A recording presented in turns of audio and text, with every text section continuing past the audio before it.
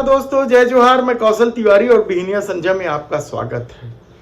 लोकसभा चुनाव बेहद ही दिलचस्प होता जा रहा है और इस दिलचस्पी ने मोदी सरकार की नींद उड़ा दी है। भारतीय जनता पार्टी को ही नहीं बल्कि आरएसएस को भी बेचैन कर दिया है। इसलिए कल मोहन भागवत को उतरना पड़ा और कहना पड़ा कि ना तो आरएसएस और ना ही भारतीय जनता पार्टी कभी आरक्षण खत्म करेगी, लेकिन 400 पार का मतलब क्या संविधान बदल देना है, क्या आरक्षण खत्म कर देना है? यह सवाल इसलिए महत्वपूर्ण है क्योंकि अनंत हेगड़े ने इस बात की शुरुआत की थी कि 400 पार होने पर हम संविधान बदल देंगे।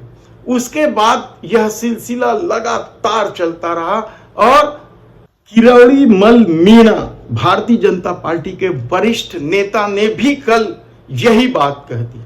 हालांकि भारतीय जनता पार्टी के इस आरक्षण विरोधी रवैये को लेकर सवाल पहली बार नहीं उठा। याद कीजिए आप 2015 के विधानसभा चुनाव के ठीक पहले आरएसएस प्रमुख मोहन भागवत ने जब कहा था कि उनकी सत्ता आई तो वे जल्द ही आरक्षण की समीक्षा करेंगे, और इसका दुष्परिणाम यह निकला कि भारतीय जनता पार्टी को विधानसभा का चुनाव हारना पड़ा था। इसके बाद से खामोशी थी, लेकिन जैसे ही देश के प्रधानमंत्री नरेंद्र मोदी ने 400 पार का नारा दिया, वैसे ही फिर बांगड़ बिल्ले बिलबिलाने लगे।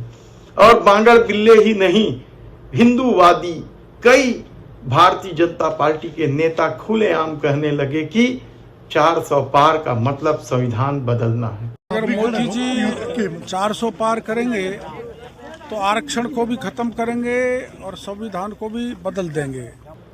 तब सवाल यह है कि क्या सिर्फ यह मामला भारतीय जनता पार्टी तक सीमित है? क्या उनके सहयोगी एनडीए भी इस बात से इत्तेफाक रखते हैं? ये एक अलग सवाल हो सकता है, लेकिन हाल में ही नरेंद्र मोदी के चहेते पूर्व कांग्रेसी प्रमोद कृष्णन भी किस तरीके से आरक्षण को लेकर विश्वमन करते हैं, वह भी सुन लीजिए।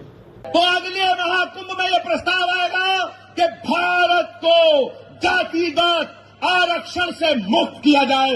बहुत प्यार है देश के प्रधानमंत्री नरेंद्र मोदी को प्रमोद कृष्णन से। आचार्य हम इसलिए नहीं कह रहे हैं क्योंकि आरक्षण का विरोध करने वाले को कोई आचार्य कैसे कह सकता है। उनके एक मंदिर के पूजा कार्यक्रम में किस तरीके से देश के प्रधानमंत्री नरेंद्र मोदी गलबैया कर रहे थे, यह भी किसी से छिपा नहीं। और यही नहीं, योगी आदित्यनाथ की सरकार ने तो एक कदम और आगे जाकर आरक्षण ही समाप्त कर दिया, कहा जाए तो गलत नहीं होगा।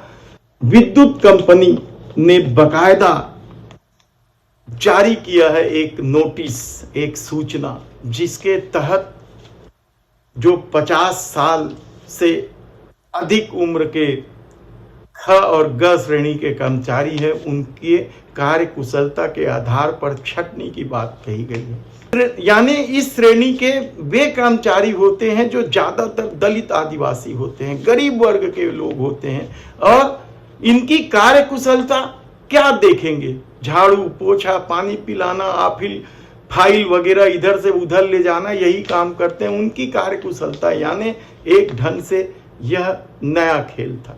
यानी आप सोचिए कि यदि मोहन भागवत को कल बेंगलुरु में जाकर सफाई देना पड़ रहा हो, तो फिर 2024 के लोकसभा चुनाव का क्या परिणाम होगा?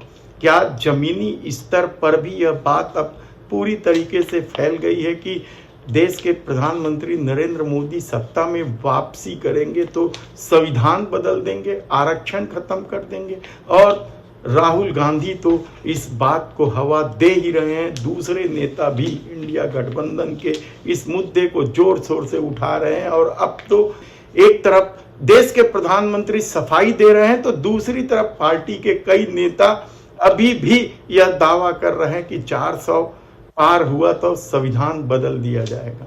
अगर मोदी जी 400 पार करेंगे तो आरक्षण को भी खत्म करेंगे और संविधान को भी बदल देंगे। तो अगले महाकुंभ में यह प्रस्ताव आएगा कि भारत को जातिगत आरक्षण से मुक्त किया जाए। देखना है कि यह मामला और कितना तूल पकड़ता है और भारतीय जनता पार्टी को अब इस मामले के उठ जाने के बाद दलित और आदिवासी वर्ग का वोट कितना मिलता है। धन्यवाद।